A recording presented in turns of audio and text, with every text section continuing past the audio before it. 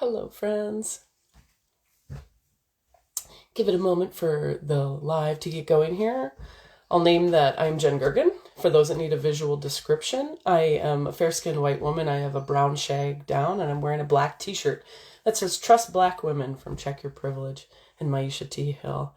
I am currently sitting on Wapekute land of the Dakota community of the Oceti-Sakowin, and I am thrilled to have all of you with me today. And let me just invite Miki to join us. So let's see. I think we do this and we do that. Thanks for your patience with my tech here. I'm hitting accept, but I don't know why it won't work.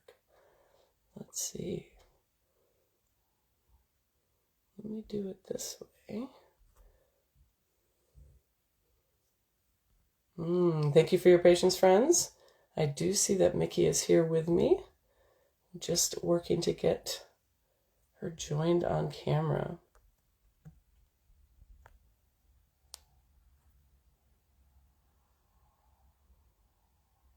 I'm seeing little hearts coming through. Thank you for your solidarity, friends. Welcome, welcome, welcome.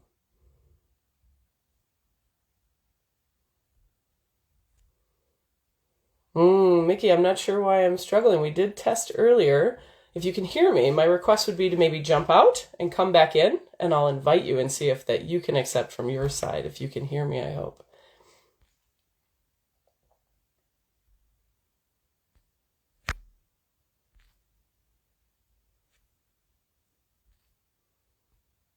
Welcome, friends. We're having a conversation with Miki Kashtan today. Give me a moment here.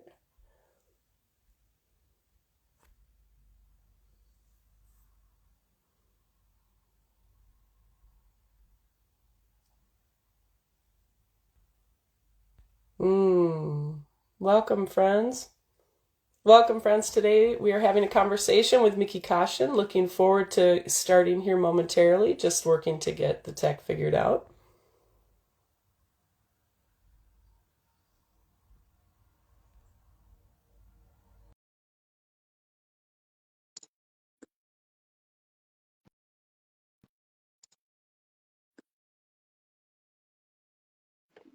Okay.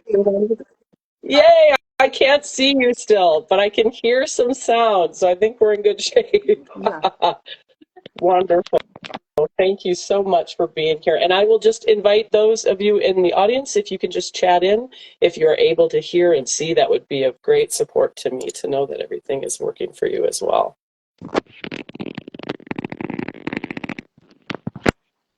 There we go. Okay. I'm looking over here just to make sure I can see you. I can't see you here. So if I do this, it's just because I want to see your face, and I appreciate you so much being here with me today, Miki.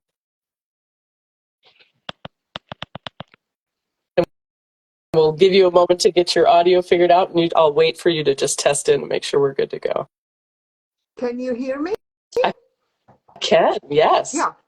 Wonderful. All right. Okay, friends, thank you again, yet again, so much to have you with us today. For those that can't stay the whole time, we are going to post the recording of this after, so I'm delighted to have you with us for as long as you can stay. And I'm thrilled to have my guest, Miki Kashtan, with us today. She's a seed founder of the Nonviolent Global Liberation Community, NVC visionary, and someone I am highly just thrilled to be able to spend this time with. Miki, can you introduce yourself with anything else you would like to say to my audience? I just want to say that I'm not a social media person. This is a very unusual thing for me, and I only agreed to this because my dear friend Roxy, whom you interviewed recently, said she had so much fun, and I already get it why. There's something about you that is just like so human and friendly and right here that it makes up for the medium. Oh, thank you. Yeah. Wow, what a gift. And I will ask for your patience today. If I cut you off, it is simply because I don't have the visual cues of knowing when you're speaking and not. So I apologize now to you and my audience. But thank you so much for such kind words. I appreciate that. Roxy was a delight to be able to speak with. So If you are comfortable, I would love to just dive right into some questions. Is that okay?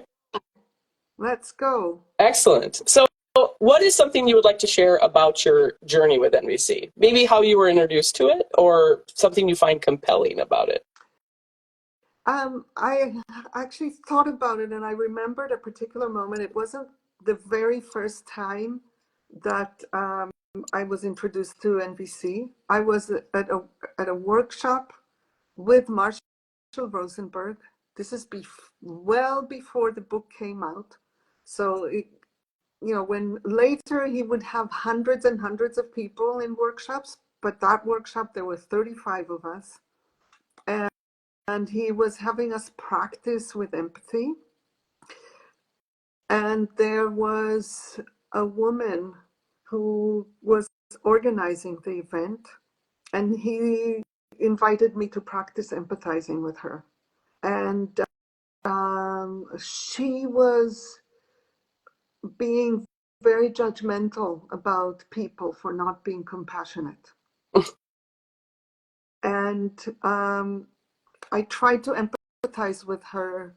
And what I understood while empathizing with her was that paradoxically, she was so deeply longing for compassion in the world that it made it hard to be present with people who weren't compassionate.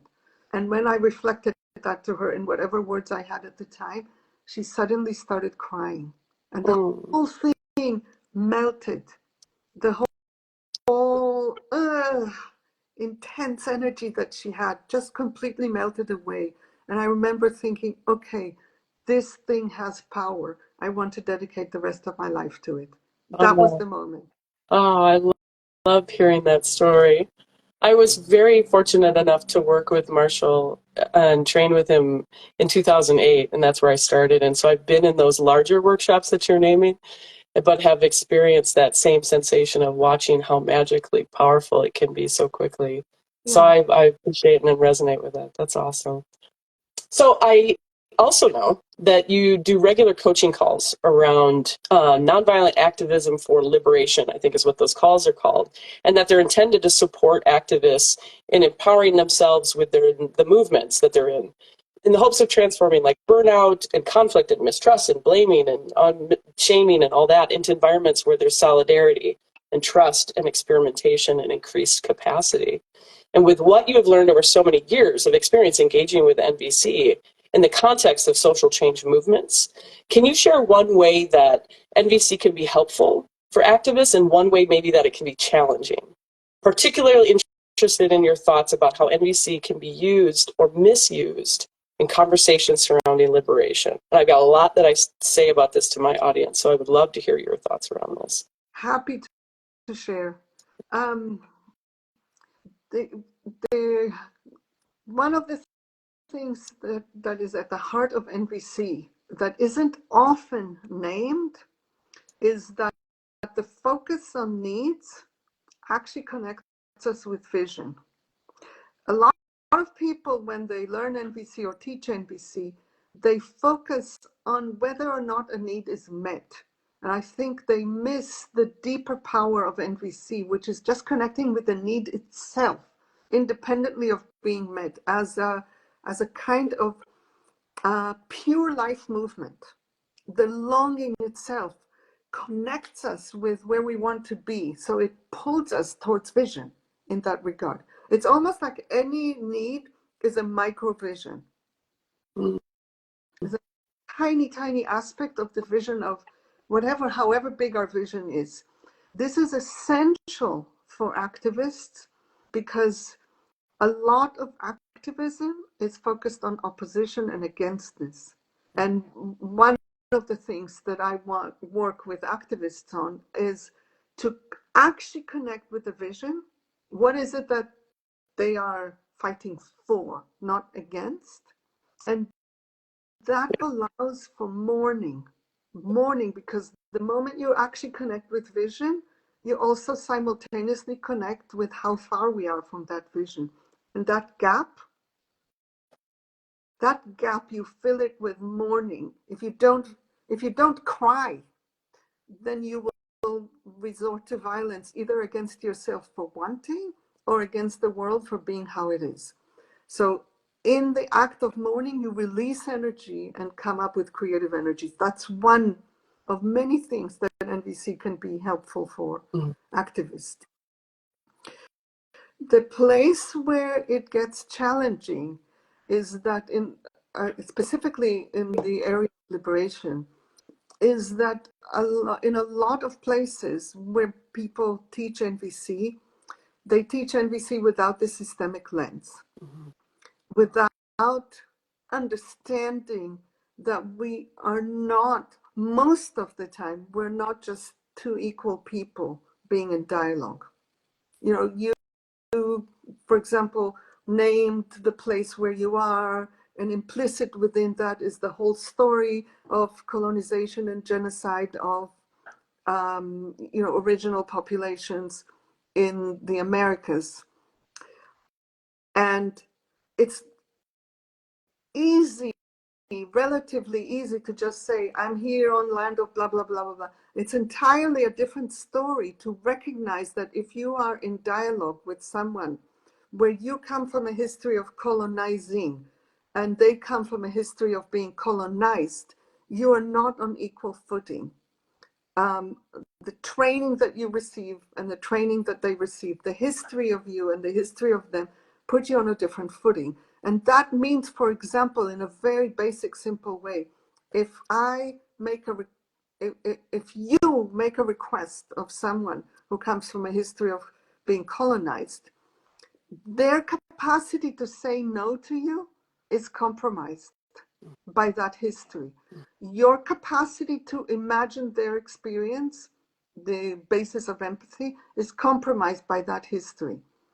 And in that regard, there is a false sense of equality, and we are all the same. And yes, we are all one.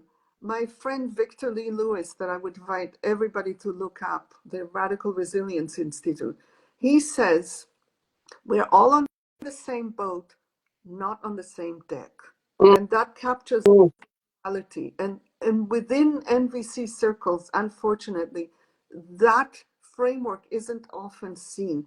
So a lot of times people can get into activism from NVC and miss out the entire possibility of cross-culture, cross-power dialogue that is necessary for keeping movements together and for being able to think strategically and creatively about how to function in the context of those power differences. Mm. Mm. Really appreciating your rich answer, and definitely speaks to the work that Roxy Manning is doing and trying to help people use NVC in those conversations. And so definitely just another shout out to her work. Yeah, big shout out to Roxy. Yeah. Oh my gosh, thank you so much. And please, friends, I will do my very best to see the chat that's coming through. I would love to answer questions and pose them to Miki if possible. So feel free to engage. And I've got a couple different screens trying to ensure that I can at least check in with Miki's face periodically. So I thank you again for your grace with just the tech I'm experiencing today. So another question I would like to ask is, as an NVC practitioner, so building personal fortitude and resiliency, as well as beloved community that is committed to dismantling the interlocking systems of oppression we experience, is a very, very powerful focus for me in my work.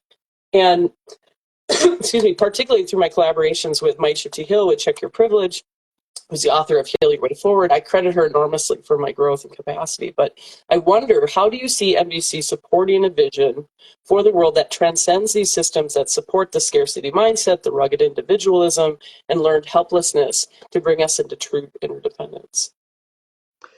So there's a question of NVC as a worldview, which a lot of people don't realize that any practice that we engage in always has a worldview that underlies it. So there's NVC as a worldview, and then there's NVC as an actual practice. And my intuition at the moment is to focus on the practice. And I will just say one sentence about the worldview, which is that modern life um, in at least global north countries, but more and more in enclaves within the global south, in the westernized middle upper classes, um, prides autonomy above all else. Mm. And in priding autonomy above all else, we're actually making autonomy super brittle and forgetting about the context of interdependence. And it's the interdependence that is going to support us in moving towards a future. Yes. There's no future without interdependence. I mean, even something simple as does every family really need to have a lawnmower, or can we please share lawnmowers? I mean, never mind that I don't even want lawnmowers and all of that, but even just like one tiny step from where we are. So the specific practices that are implicit within NVC, existing within NVC, that can really support moving towards a future are practices that weave togetherness, that weave interdependence, even in the places where we don't know it. So I'll give two examples of things that NVC can be really supportive for. One is collaborative decision making, where um, from a narrow perspective, I can look at NVC as just a way to get my needs met. And I will make requests of you, but I'm actually secretly making demands. I'm not even telling myself, and I'm not telling you, but I'm not actually bringing myself to care about your needs. See, I want to kind of like backpedal and say, wait a minute, what does it mean to make a request? From the perspective of interdependence, when I make a request of you, it's always a request for information, not for the doing. What's the information? It's the information that I'm asking you for is the strategy that I have in mind for what would work something that could actually work for both of us, that could actually care for both of our needs? If not, let's drop it and let's stick to the needs and let's find another strategy that will work for both of us. So collaborative decision making is an ongoing inquiry about integrating your needs and mine into a strategy that will work for both of us. And in the process, I may engage in empathy, I may engage in revealing more of my needs that may have not been on the table. But that's one way of looking at NVC. Within the context of decision making, it's putting all the needs on the table and then identifying what are the resources that are available and what are the impacts that may have not been named from how we're doing things. And this is where things like oppression and history and all of that come in to reveal those. And then we can make a decision that works for all. That's one piece of it.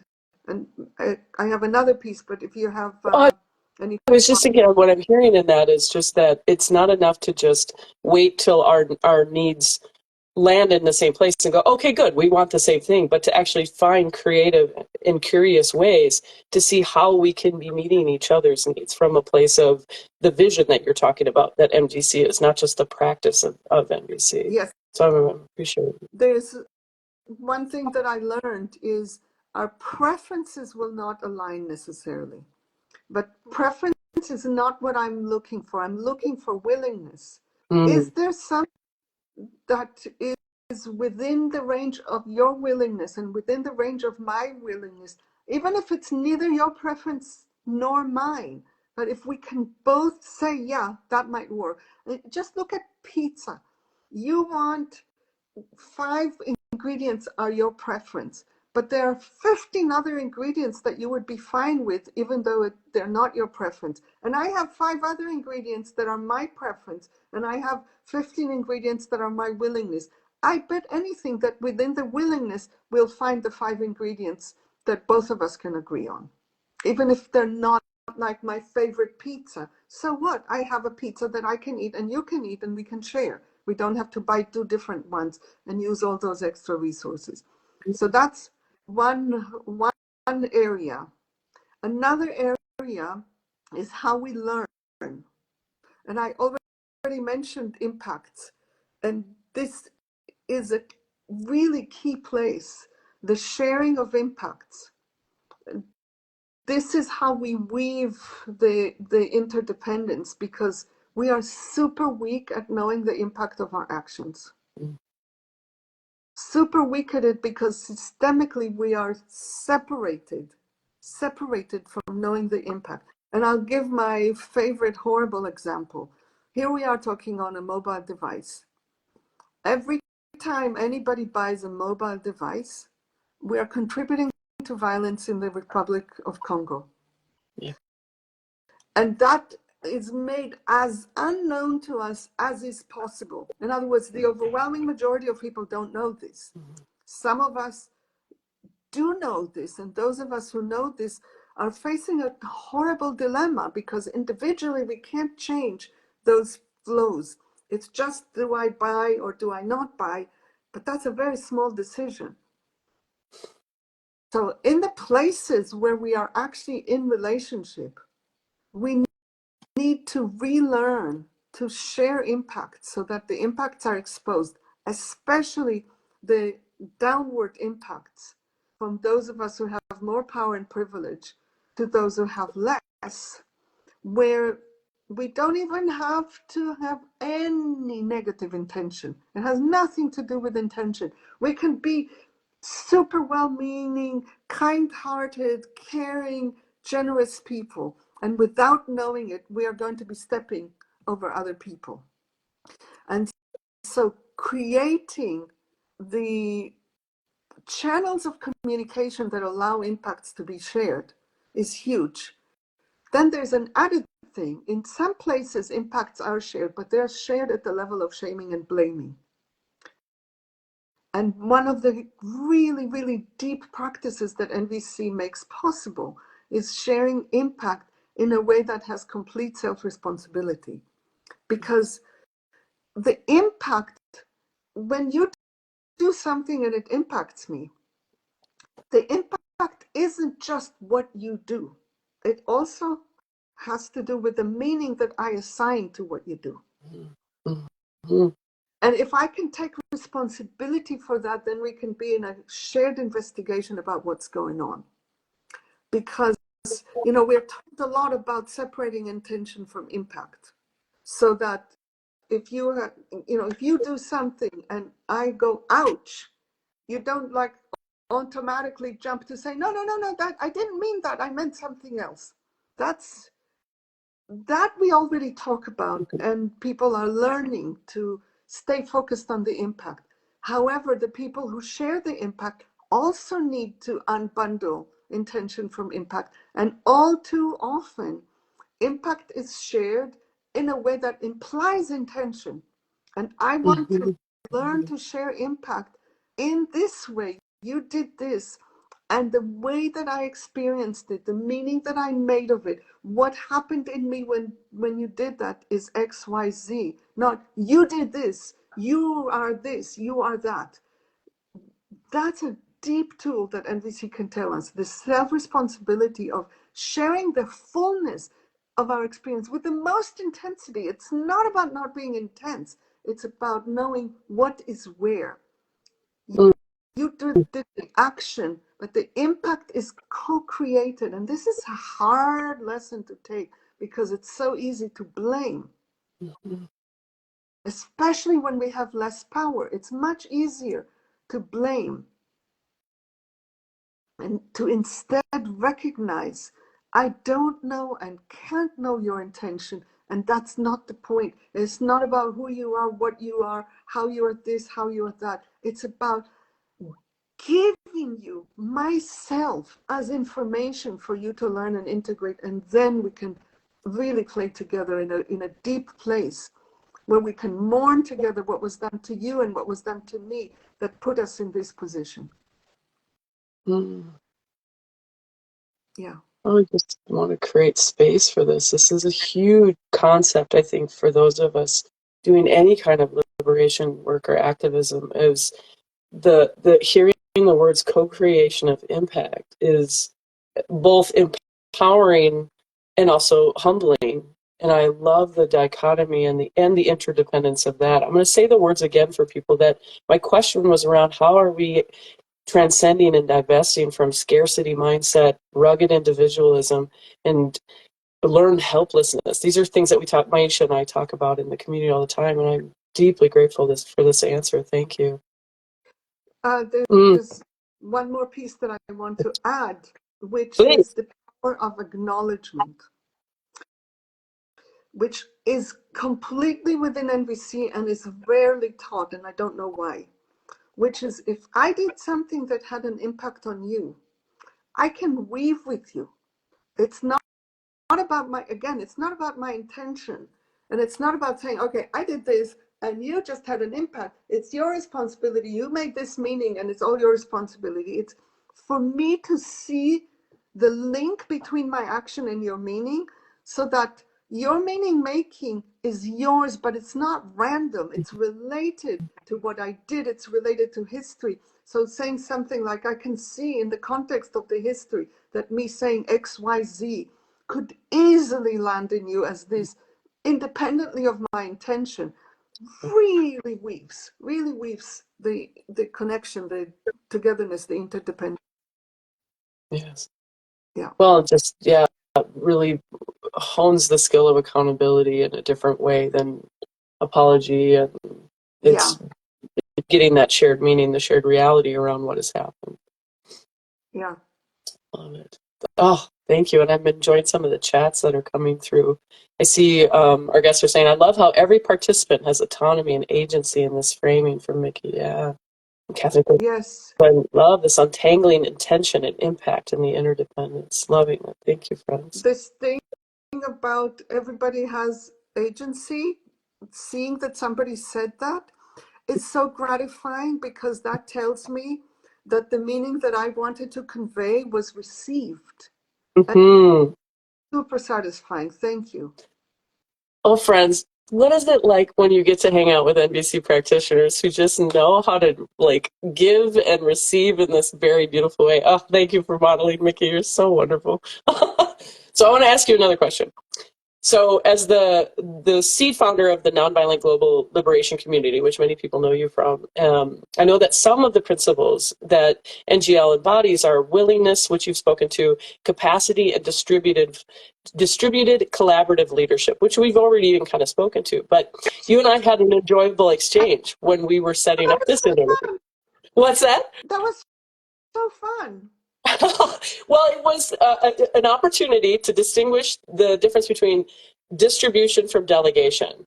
And so enjoyable to me because it's reminding me of this beautiful expansion from power over to power with structure, which is really important in the work that I do. And I celebrate the paradigm shift that I understand that NGL is moving from project management into project stewardship. And I just would love to hear more of your thoughts around all of that. Yeah.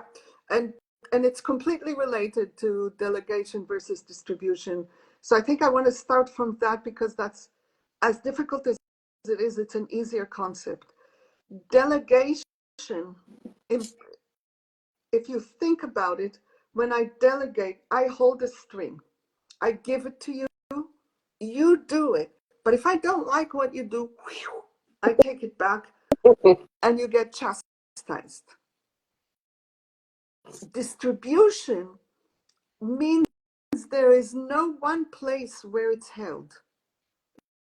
It's not things going from the center to others.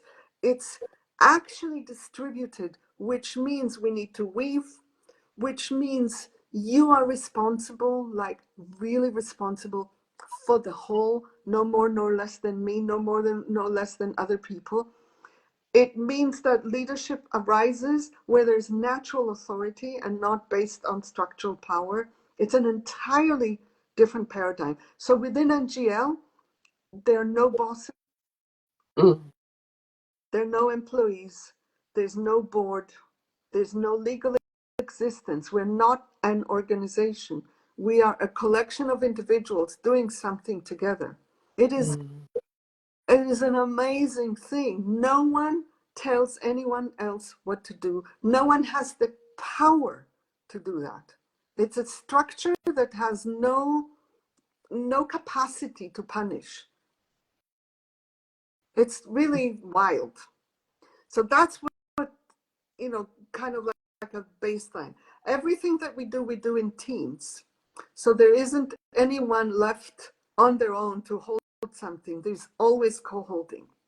Now, back to project management and project stewardship. When the language of project management, management has control built into it.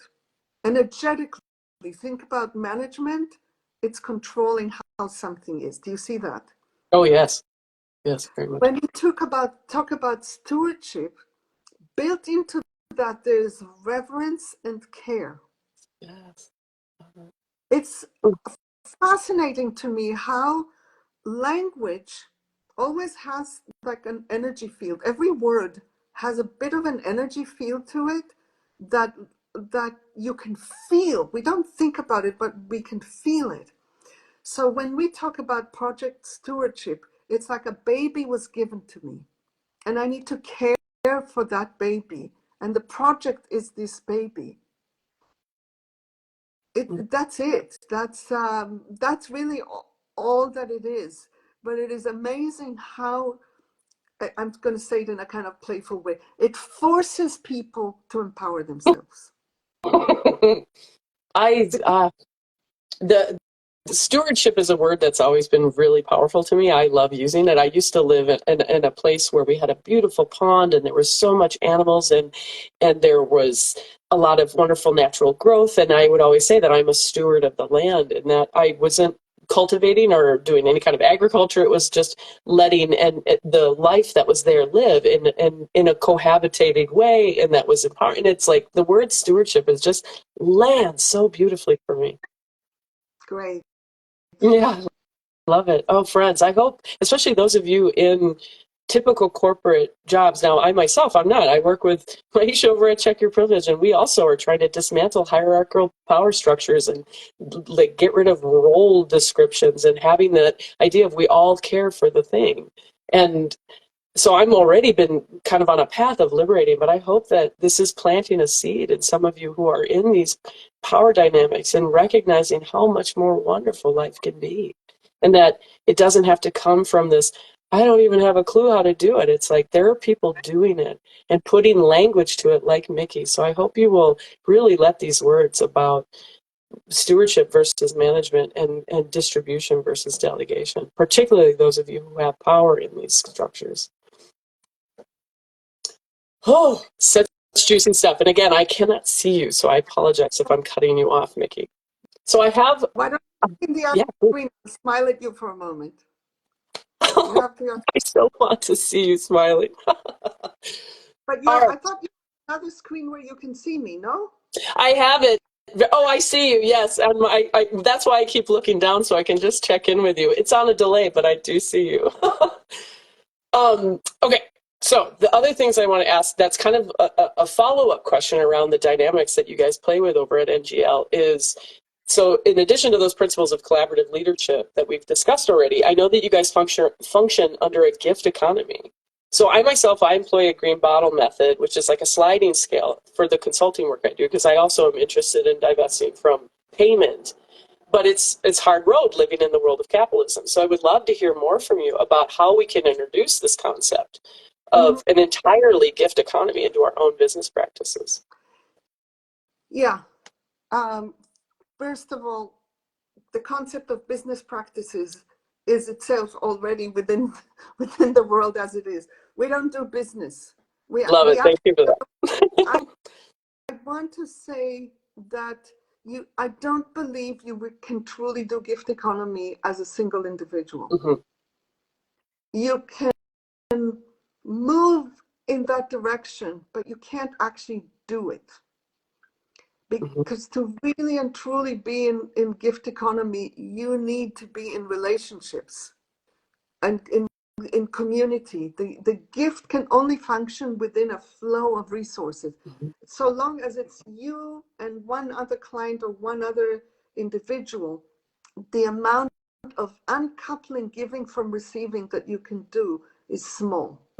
You're too dependent on each other in this relationship, so it's hard to uncouple. When we are we function in multiple circles. So there are about, I don't know, maybe 50 people who are actually engaging in making the thing happen. There are many more people who are engaging with NGL in a receiving mode. But those who are actually orienting to gift their life energy to what we're doing, there are up to 50, more or less, is what I would say. And about 25 of us also have our finances, our money tied up with NGL. So there are several layers. One is how money comes into NGL. The way that money comes into NGL is we ask people to give us money. We ask people to give us money in multiple ways, in multiple contexts. Everything that we offer, people have access to it without having to give money. And they are invited to give money if they have willingness and capacity. Not everyone does. In many instances, most people don't. The point is not whether people give it or not. The point is, do we ultimately have enough to satisfy the sustainability needs of those of us who are giving all or most of our energy to NGL? Once the money comes in, there's also the request that we make of how much we need individually or in pods. Like, I'm not an individual. I'm part of a pod. There are 3 of us. And there is no such thing as your money, my money. We are one.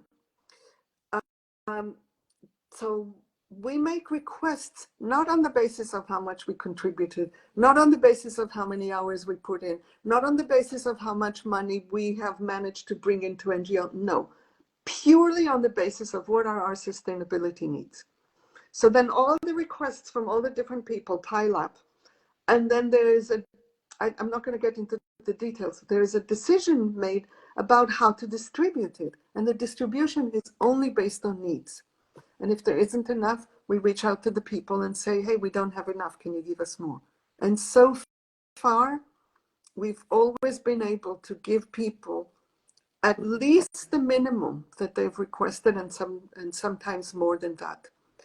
It's been an amazing and trying experiment that is now several years, so that we know it's working. It's really, really, really hard work. And it's so astonishing to know that when I go to the store and buy something, I am not buying it independently of all the other people who are part of what we call our financial gift hub. Me buying more means that others will have less. So there is a kind of orientation to the whole that is built into this shared risk that we participate in. So as an individual, if you want to move in that direction, the question is, you make a sliding scale. What's the basis of the bottom and what's the basis of the top? Not in terms of, I never heard of the green bottle method. I just looked it up when you shared it with me. It's framed in terms of the people giving. This is where you are financially, and if you are in that place financially, that's what we ask you to give us. But it doesn't say anything about, why am I asking for this amount and not for double or half of it? On what basis am I deciding what I'm asking for? And that is something, that's a step that you can take, which is to make your needs known. We are so habituated to market value that we don't think of What is it that I need? Why do I need this? So that's a step that you can take to move a little bit closer to the gift economy, is to orient the people that give you money to your needs and not to the value of the thing. Yeah, it's the hardest thing. I struggle so much, and some of the people on the call here, I see some of the names and they know how hard I have with this, is I don't want to ask for money. I can't do it. I don't want to ascribe value to this because that doesn't have a place in my head. And But it's so having if that you feedback of, oh, sorry, go no, ahead.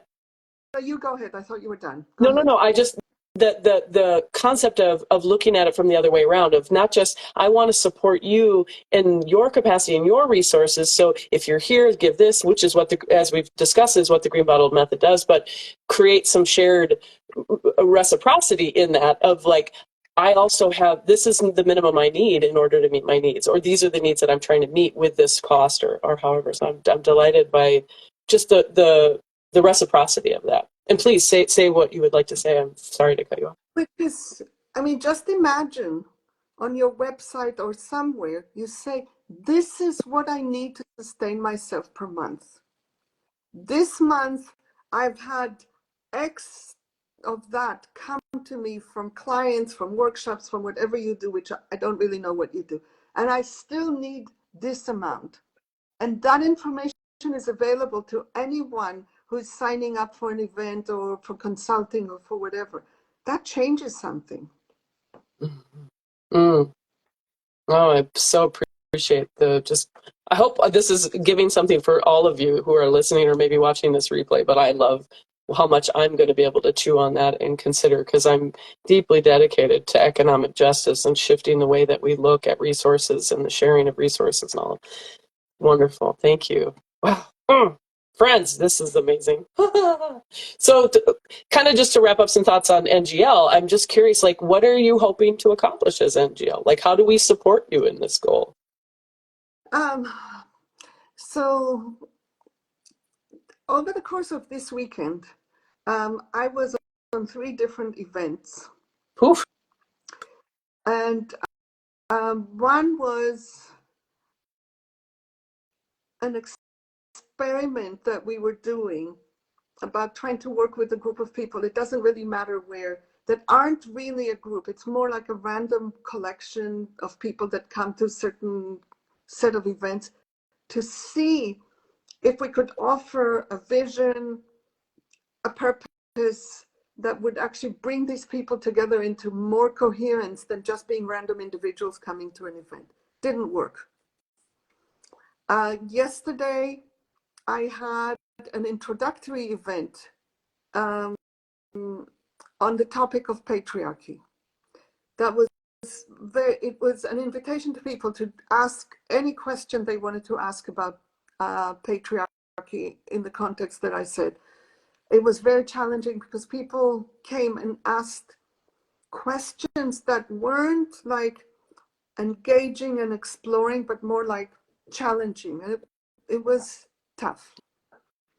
And then yesterday evening was a third event, which is something that we call the Weaving Togetherness Lab, where I do life coaching of people learning the skills of facilitation and conflict resolution and something like this within this framework. There's a small group of people that are learning. There are many more people who come, mostly to witness, to practice, and then ask questions at the end. So it's kind of like what usually is called a master class. Mm. And a friend was in all 3 events, and she said, wow, there was so much trust in the last event, and I could see how that contributed so much to the learning. I don't remember exactly her word, but something like this. And that helped me understand more deeply what we are doing. Mm.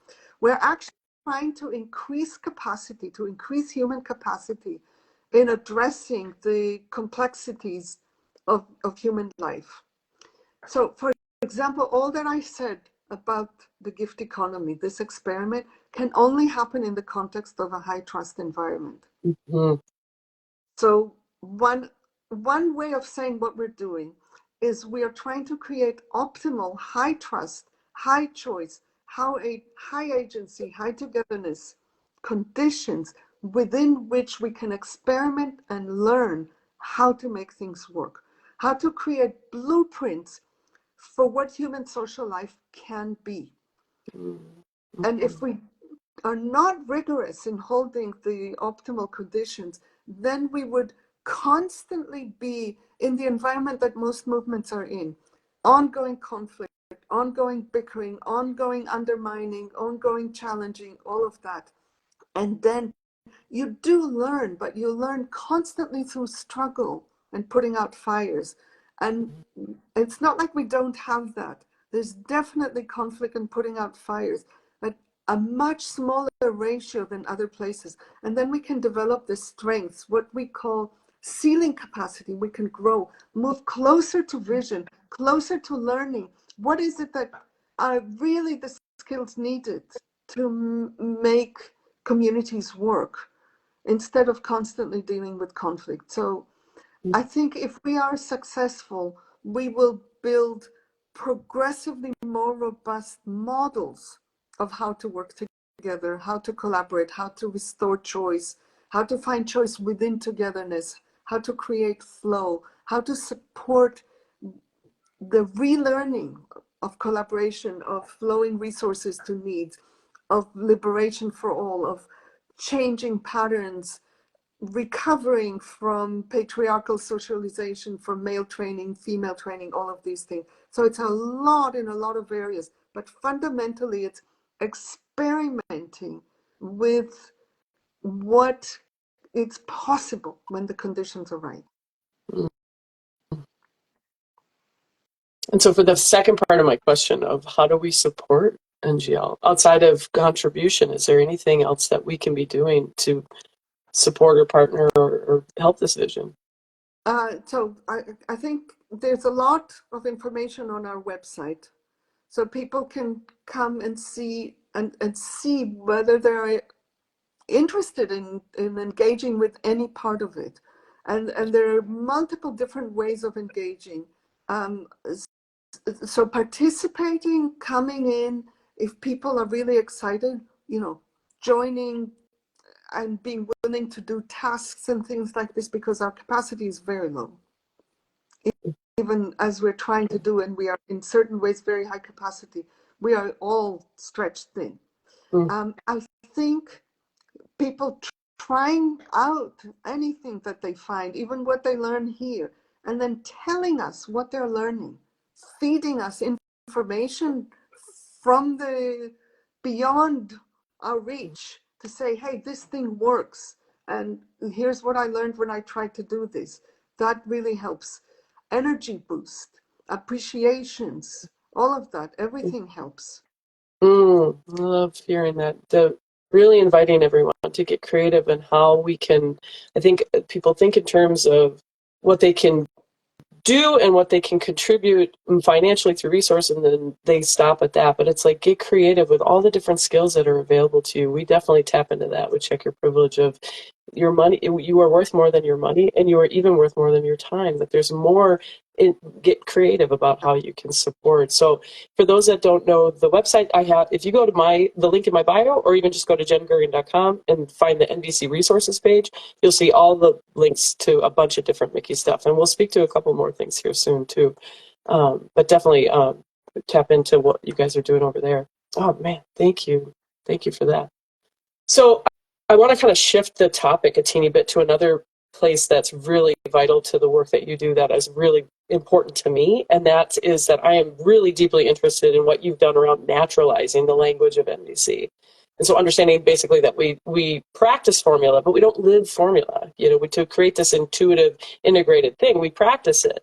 We don't live formula. So is there maybe a role play exercise we could model together that demonstrates how we can naturalize the NVC framework?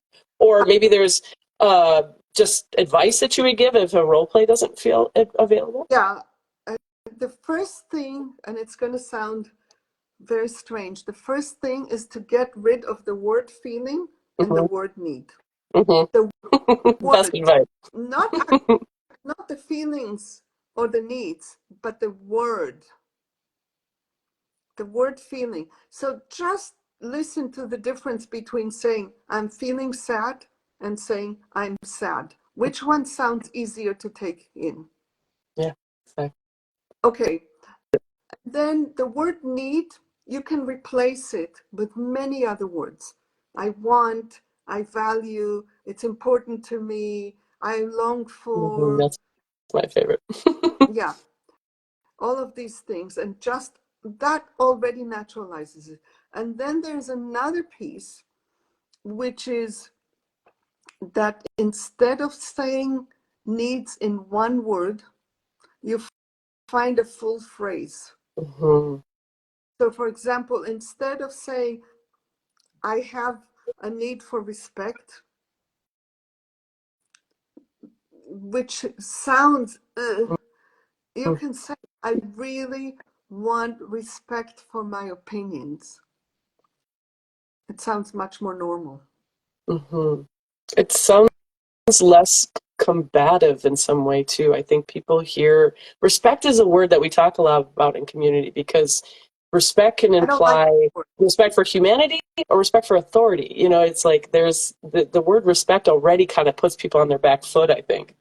Yes, I don't use it. I don't know why it came up as an example, but I don't remember the last time I was talking about respect. Who knows why this happened? I think the example was stored somewhere in my brain. Yeah, I'll So I speak think more to it. I'd love to hear what you have to say about this because I resonate clearly. there's something, I think there's something about respect that creates distance. Yes, distance. Love that. Yeah. Oh, I'm Yeah. reading the chat. Yes, it gets heard as obedience. Yes, thank you, sir. Yeah, yeah. Yeah, it's interesting. And I really love the focus. Of course, easy peasy, friends. Just get rid of feelings and the words feelings and needs. Great. Already on my path to naturalizing. But I think that finding that specificity in the need up until it reaches strategy level, right? Like that is so powerful that to just because like what does it mean to say I long for connection? We might not have shared meaning on that, but the more specificity I can find, we create that shared meaning of what you can really understand what I'm longing for. So I just it's great advice. Yeah. Thank you. Is there anything else you would share? No, like I would say, for example, um, I want to have connection at the level that I feel in my bones. That gives more meaning. It's like more, and it's still not a strategy because Hmm. you're talking about a specific person or location or any action or whatever. It just gives it flavor. Hmm.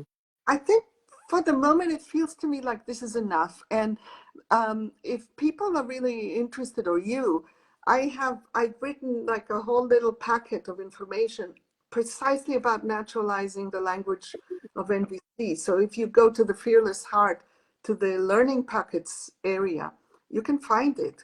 And like Yes, everything else, it's offered on a gift basis. So you can download it for free or you can give money.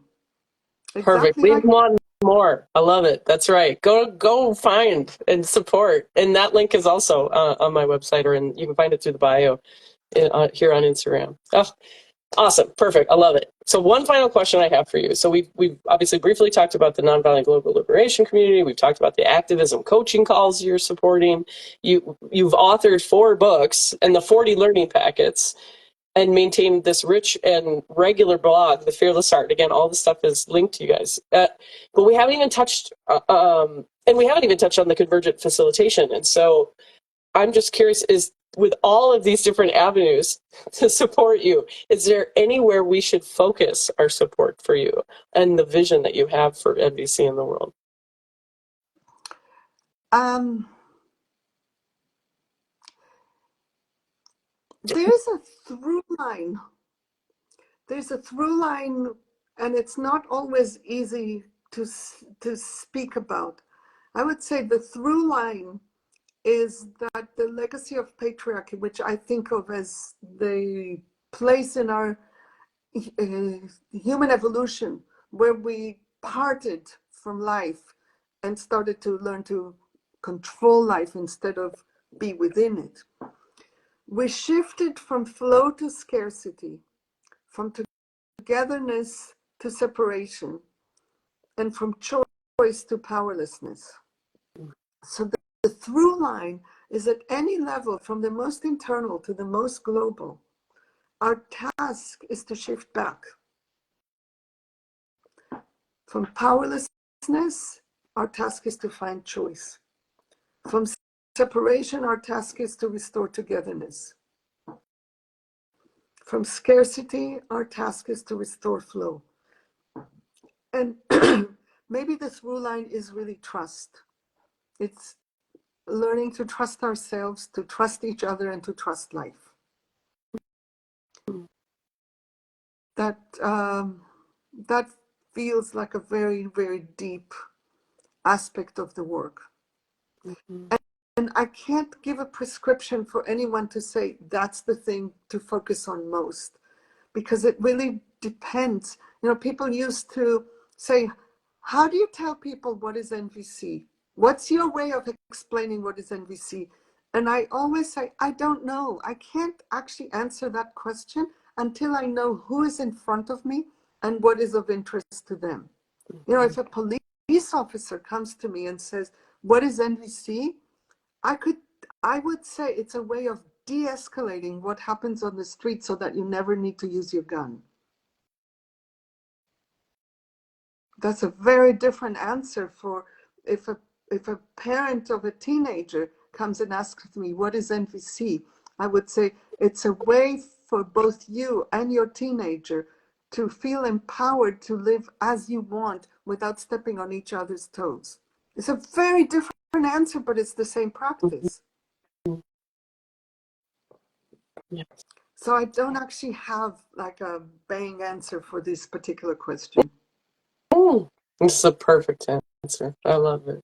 I love it.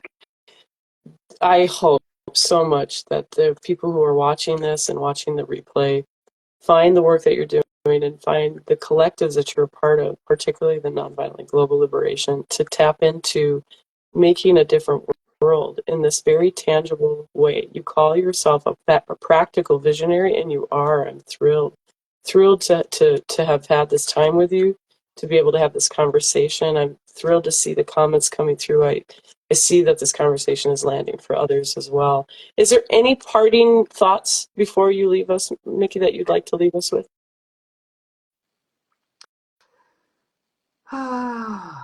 Tenderness and the soft quality. I haven't spoken about this. And I will just focus on tenderness. That a big step is for us to bring tenderness to everything, tenderness to ourselves, to all the limitations, to all the times when we are the ones who create impacts, tenderness to others for all that has happened to everyone, without which no one would ever harm anyone else, and tenderness to the entire humanity and biosphere for all the destruction that is happening. That's what I want to leave with.